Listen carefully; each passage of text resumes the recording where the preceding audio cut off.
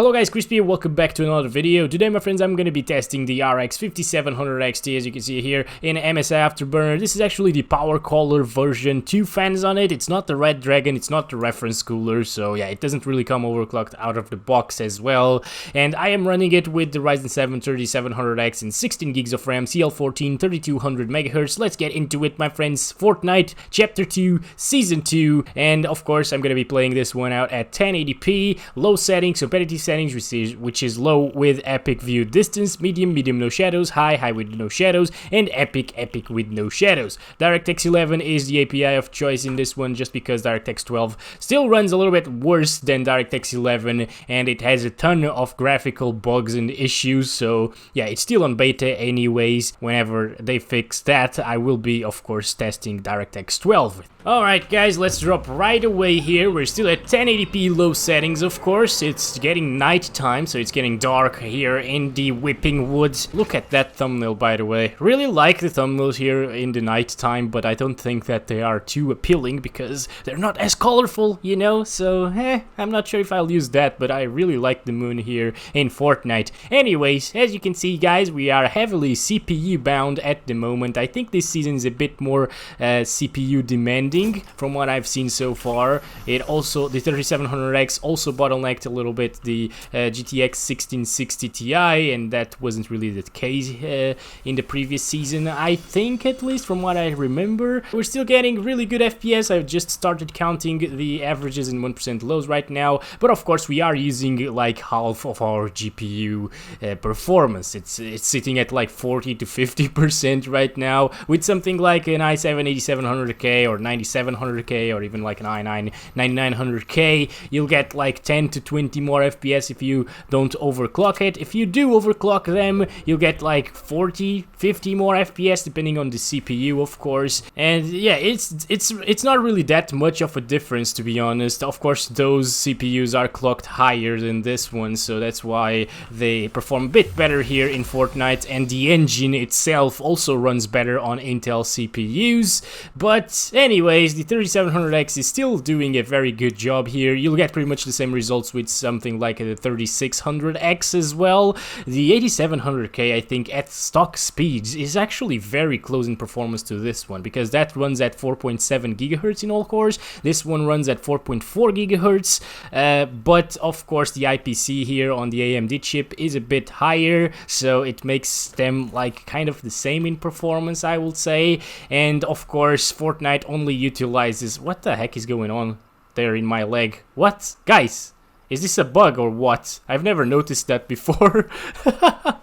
What the hell? I think that's a bug. That's supposed to be like a knife or something. I would say this is still a very good experience. As you can see, by the way, the game isn't stuttering whatsoever, which is amazing here. That's a problem that I saw in the previous season here with the 5700 XT, and I thought it was a driver issue or something like that, but no. It's just running absolutely fantastic over here, as you can probably tell. And yeah, those of you with high refresh rate monitors, to be honest, you don't really need a 5700 XT to play at these high refresh rates. A GTX 1660 Ti can get these FPS, I would say. So let's go ahead and bump the view distance here to epic, and that should put us like in the 230s FPS on average. But let's run around a little bit and see. Of course, our 1% lows are a bit messed up right there, but just because of a single stutter. But you know what? This is one of the smoothest experiences that I've seen so far in this season. It isn't really stuttering whatsoever. We're getting well above 100 or 200 FPS on average, most of the time at least.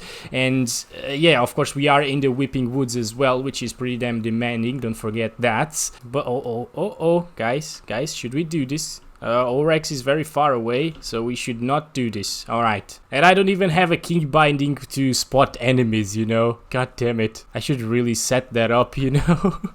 That's very, very useful, but oh my gosh. Oh, look at that.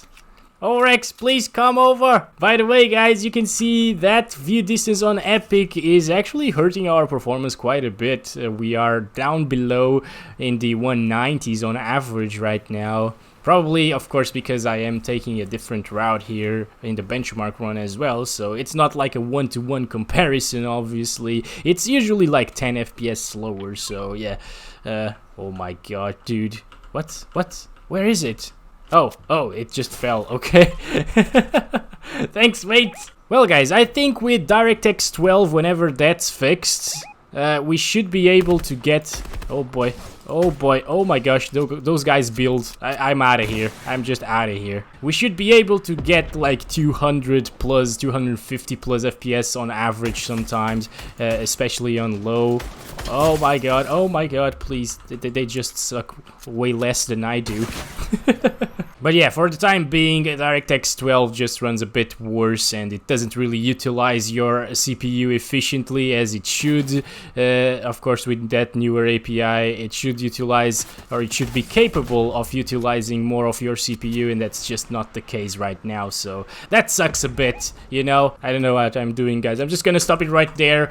Way different than low settings, so yeah, I don't know if that's like the route we took or whatever, but let's do medium settings now. Okay, medium settings are now applied, and let's just wait for everything to load in, otherwise the game will just start to stutter a bit here and there. I think everything is good right now, and as you can see, it's still a very good experience. Don't forget that I would probably get like 5 to 10 more FPS here, at least on medium settings and low settings, because I am recording with AMD software, and I just compared like the FPS before recording and after recording, and it was like a 5 FPS difference, so it's not a big deal. It's basically the same experience, so that's why I chose to not use the capture card here. As you can see there, the gameplay is just stuttering too much here on medium. That usually happens, you know, when I set things to medium. You know what, I'm just gonna die and get into another one, and I think that actually fixes the damn game here on medium. Okay, that's what I wanted anyways. Let's get into another one and see if those stutters are still there. Okay, is it gonna be smooth here on medium? So far it seems like it is way smoother than earlier, so let's see if those 1% lows hold up here, because if they do, that means that every time that I'm gonna be testing medium settings from now on, I'll just have to reset the game, you know, get into another match, and it seems like wait a second, that stutter was caused by the storm I text there. Anyways, the odd stutter here and there is actually very normal here in Fortnite. It's just that whenever I set it to medium, it always stutters way too much, and yeah, maybe I just have to run around for a little bit for everything to load up, or even like get into another different game as I just did right now, and yeah, it's just way better right now. It is still stuttering just a tiny bit, but that's the normal stuff, I would say. Our 1% lows are nowhere near as bad as they were, of course, on medium settings earlier in the previous game. So yeah, I guess I'll have to do that from now on, and I guess that the 5700 XT doesn't really have a stuttering problem. It's just the engine that does, and at least mine, you know, because there are some people having driving issues and stuff like that with these new Navi GPUs, so yeah, I understand that. Maybe if many games are stuttering for you, it might be your GPU with the drivers, and maybe try to do like a driver uninstallment and clean install again. And hello Horax, how you doing, buddy? Alright, anyways, 181 FPS average, 116 FPS percent low, so if you have a 165Hz monitor, you can definitely play like this without a single issue, once again. And let's do medium without shadows this time around. It should be just a little bit better, as you can see now. It still dropped into the 160s there, it still goes up to 200 in a few areas here. Of course, in the Weeping Woods, it's always a little bit more demanding than in other areas of the map. Why is there always a first aid kit right there, or a med kit, whatever it is called here in Fortnite? We're getting 201 FPS on average over here, 126 FPS, 1% low, still very good performance here. Of course, this GPU isn't really a 1080p isn't really aimed at 1080p gaming. It is still running like at 60% usage at medium settings. Hopefully it will get up into the 90s right now on high. Let's see. Yep, 87, 97 right there. Alright, so it seems like we are finally GPU bound. Finally, guys, I think, yep, 97 GPU usage pegged right there. It dropped down to 95. But yeah, I will say this is a GPU bound scenario here. 1080p with the high settings, and we are getting still pretty strong FPS. You could still run a 144Hz monitor without a problem here with the 5700 XT on high settings at 1080p, of course. Even at 1440p, it should be able to deliver pretty good and pretty like high refresh rate-ish FPS to you if you are looking for a high refresh rate 1440p monitor. I actually have one, and the 5700 XT is my GPU of choice for the time being. So whenever I am playing like in Wednesdays and stuff like that with you guys for fun, I use this GPU, and I usually play on high settings, to be honest, even Fortnite here. And of course, guys, keep in mind that we are in the Whipping Woods, obviously, and as it has so many trees and so many shadows all over the place, and even water, which is also pretty demanding here in Fortnite. It has pretty much everything that is very demanding in this game, and the fog and stuff like that, as you can see there, at least on high settings. We end up getting like 10 to 20 less FPS than in other areas of the map, you know. So if you are going, for example, here or here or here, you are bound to see like 20 more FPS than what we're seeing right now. So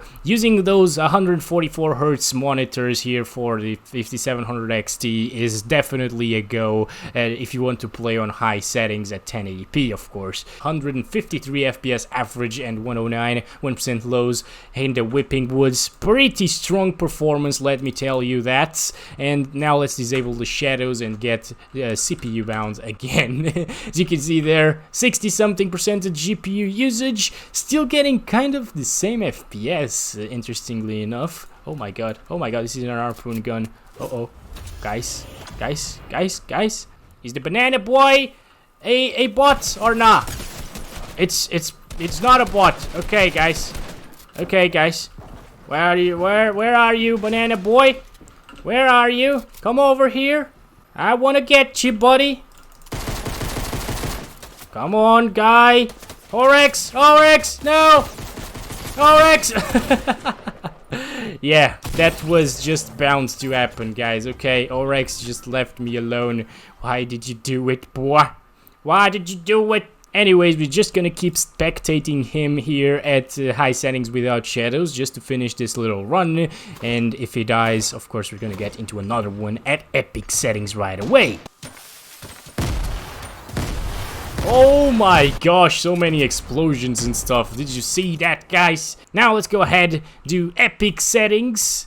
Alright, guys, so the sun is rising. What the heck? Look at these colors. I really enjoy like thumbnails like this, you know? What the heck? It looks really, really nice to me. So, alright, RX is already down there almost. Get this weapon right away, please. Thank you. Epic settings, my friends. 100 and something FPS on average. So, right around that 110, 120 FPS range that I told you. Let's start counting the FPS, of course. And yeah, keep in mind that outside of the Whipping Woods, you are going to be getting, with the 5700 XT, a few more FPS than this. $400 card, it can play pretty much every single game at 1080p maxed out settings with high refresh rate. It has similar performance, for example, to the 1080 Ti or the RTX 2070 Super. It's like 10% slower than both of those CPUs. And yeah, it's just a really decently priced card because it costs like $100 less than the 2070 Super. But of course, with the driver issues and stuff like that, some people are having black screens and games stuttering all over the place at like 1080p resolutions especially and lower settings.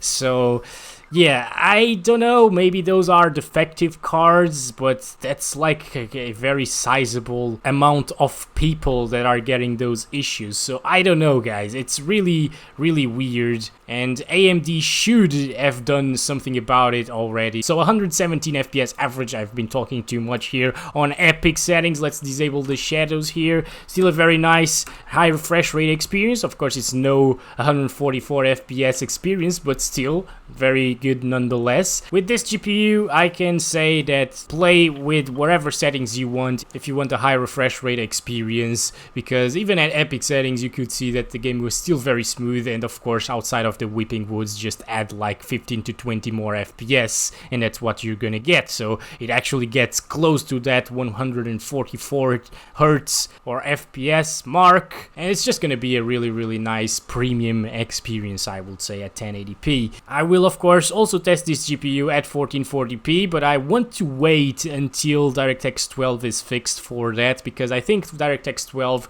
when it was actually working, like semi-working back when they first introduced it, it was working very well on AMD cards. Oh my god, okay, hi, okay, I'm dead already. Guys, thank you so much for watching.